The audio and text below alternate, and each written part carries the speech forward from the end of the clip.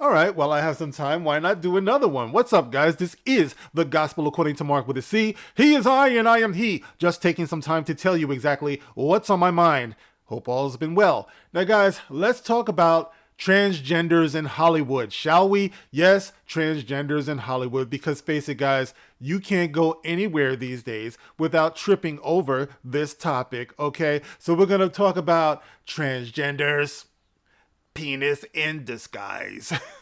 Transgenders, more than meets the eye. Now, I know that earned me a bunch of downvotes from everybody. Guys, listen, you know me well enough to know I do not give a flizzle. So anyway, moving on, we're going to talk about this story that I saw on Variety.com.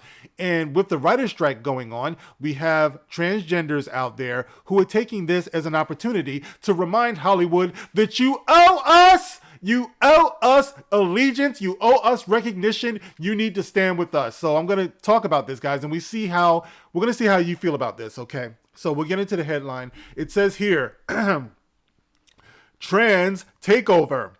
Picket outside Netflix puts the spotlight on the community struggles in Hollywood. And it says, we have the right to tell our stories. And it goes on to say here, and it starts off with a quote. Trans people are workers too. We're in solidarity with the labor movement around the world, and we are showing up in ways that we are often not depicted, said writer Jacob Tobia, whose credits include the Showtime pilot Sissy. I didn't name it, that's what it's called, Sissy. Strikes are moments when you redefine who is at the table, and we want to be sure that we're sending a really strong message to the world that we're at the table. Some of us are even under the table. Listen, this is Hollywood. Don't blame me, all right? I would say this about straight people as well. There are people who are at the table. There are people who are under the table. You guys heard me talk about black people who are accepting crumbs off of the table. So easy, okay? We want to be sure that we're sending a really strong message to the world that we're at the table now, and we want to stay at the table. And it goes on to say, Hollywood put us on a pedestal and then kind of abandoned us, frankly. If you want to stand with us, you need to stand with us. You can't just put us in a few TV shows and then when things get hard and when people are paying attention, stop greenlighting our projects, Tobias said. You have to commit to us as a community and show that you really care about our dignity, our lives, and our economic vitality. Now, of course, guys, there's nothing wrong with that. Everybody deserves to be happy. Everyone deserves to be gainfully employed. Everyone deserves to make a living. They deserve that as people, as human beings. I would never deny anything or anybody that, all right, that right. All right. It says here, Sidney Ballou, whose credits include the CW series Tom Swift, emphasized that representation matters when trans stories are told in the mainstream. All right, here's where we're going to have a problem, okay, with this sentiment right here, and I'm going to explain to you why in a moment. So Sydney says, Sydney, pick up the phone, Sydney. It says here, you would never have a white showrunner create a black show without black writers and then hire a token black person and say, hey, can you give us the green light on this black story? Below said. Why are cisgender showrunners doing that to trans and non-binary writers? We have the right to tell our own stories. Woo! Okay. All right. Okay. I told you I had a problem with this. Let me explain to you what my problem is. Let's just stop. Let's just put the brakes on this right here, Sydney. Let's get something straight right here, Sydney. You say that you would never have a white showrunner create a black show without black writers and then hire a token black person and say, can you give us the green light on this black story? Okay. All right. Listen, anyone who's been following my channel all of these years understand that I am somebody who puts humanity over race. Oop, he said it. Yes, it's true. I've said it many times. I'm not going to go back on it now. I do put the idea of humanity over race. So when you talk about black stories and black showrunners and black writers and all of that stuff, that's going backwards, okay? And that just highlights right there that the struggles in the so-called black community, the struggles of humanity are not equal to what you're doing here, what you're looking for as trans people. Your agenda, your objective is to be accepted as something that you identify as. You identify as that. When it comes to black people, the agenda, if you will, or the struggle has always been about equal rights. It's always been about equal opportunity. It's always been about, dare I say, just the ability to pursue happiness. What you're looking for in the trans community, maybe I'm wrong, is more recognition.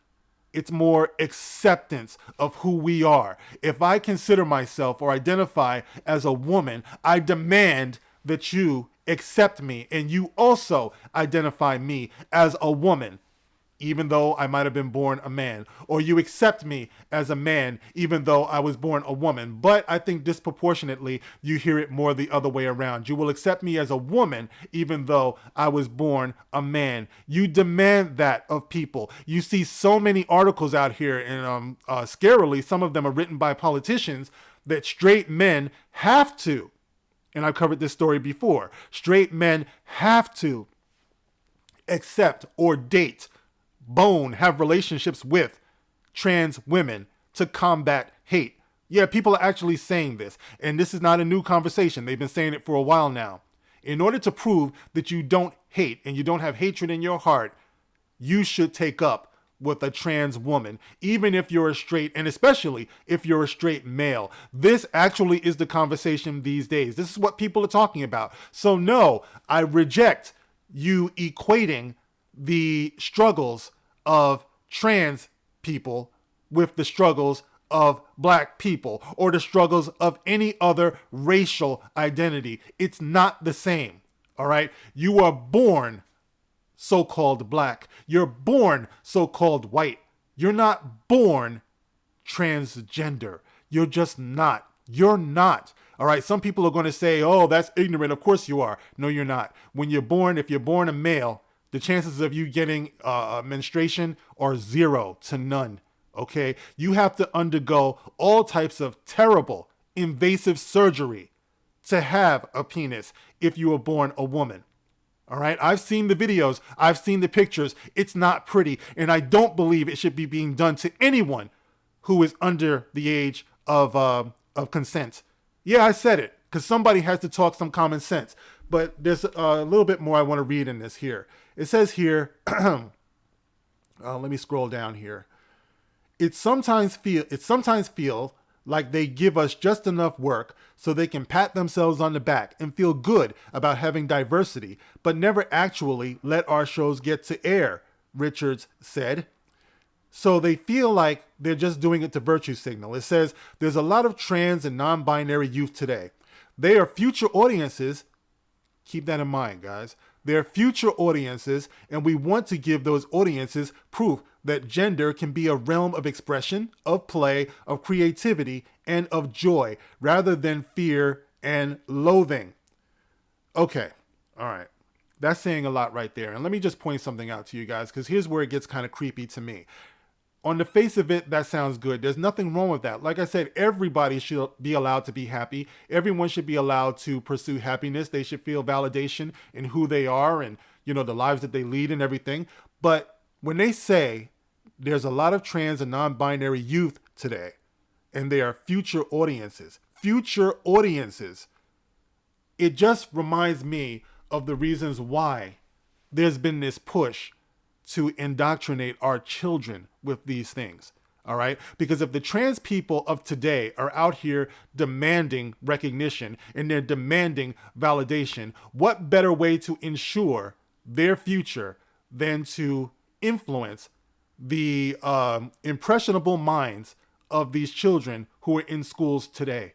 All right. So when you see a lot of these trans people and people who sympathize with them getting into the educational system, when you see them getting into the government and things like that, then it's not that hard to tell why you see drag queens for kids, you know, going spread eagle, dangling their junk in front of children, impressionable children.